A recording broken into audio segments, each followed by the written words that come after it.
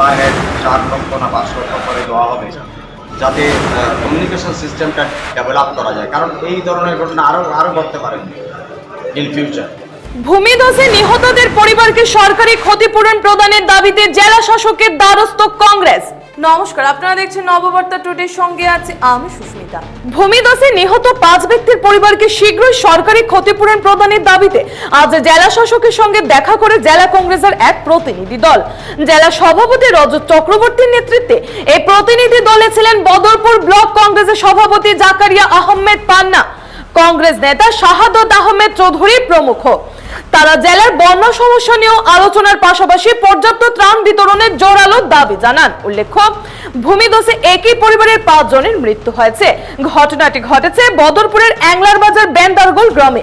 এই মর্মান্তিক ঘটনায় প্রাণ হারিয়েছেন একই পরিবারের 5 জন। সেই দুর্ঘটনাগ্রস্ত এলাকার যোগাযোগ ব্যবস্থা মেরামত করারও দাবি জানান তারা। সেখানে জানজা অনুষ্ঠিত হয়েছে। আমরা পরিবারের যিনি মুরব্বী আছেন ওনার সঙ্গে আমরা সাক্ষাৎ করেছি, ওনার সঙ্গে আলোচনা করেছি। তো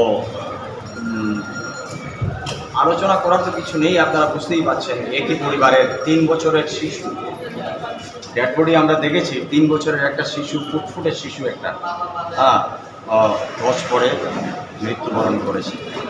তো আমরা সেখানে ওনাদের সঙ্গে আলোচনা করে আমরা ওনাদেরকে কথা দিয়েছি যে এক্সিস্টিং যদি কোনো রোড কমিউনিকেশন সেখানে থাকে, যাতে কমিউনিকেশন সিস্টেমটা ডেভেলপ করা যায়, কারণ এই ধরনের ঘটনা আরও ঘটতে পারে ইন ফিউচার।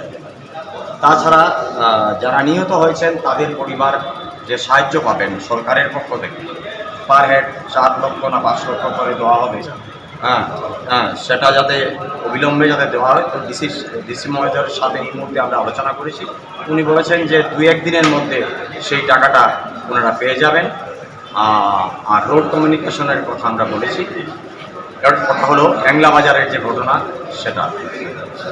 2 নম্বর কথা হলো কি, আমরা টোটাল যে রিলিফ অ্যাফেয়ার্স, এখানে যে রিলিফ বন্টন যেটা হচ্ছে, আমরা আমাদের নলেজে এসেছে যে ইনসাফিসিয়েন্ট কোয়ান্টিটি অফ রিলিফ লোক পাচ্ছে।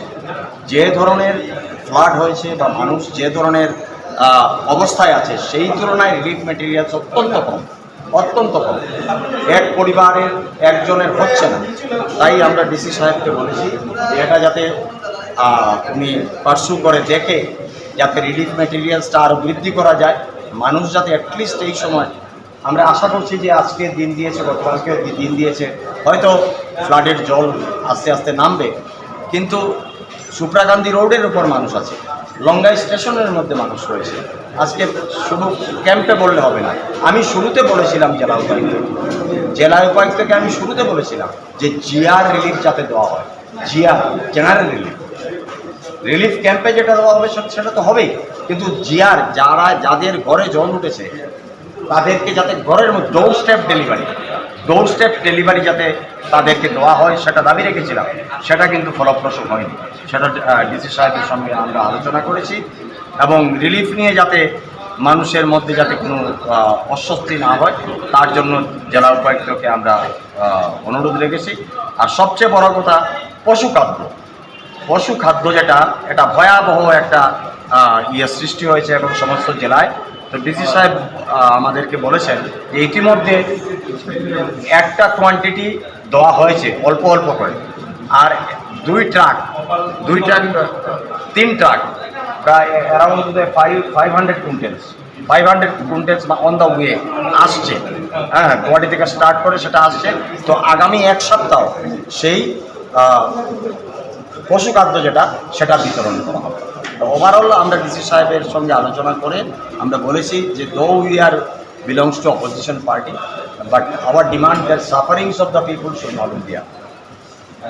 লোক এই অবস্থায় জনগণের পাশে যাতে দাঁড়ান প্রত্যেকে গিয়ে, এই আলোচনা আমাদের জেলা উপায়ুক্তের সঙ্গে হয়েছে।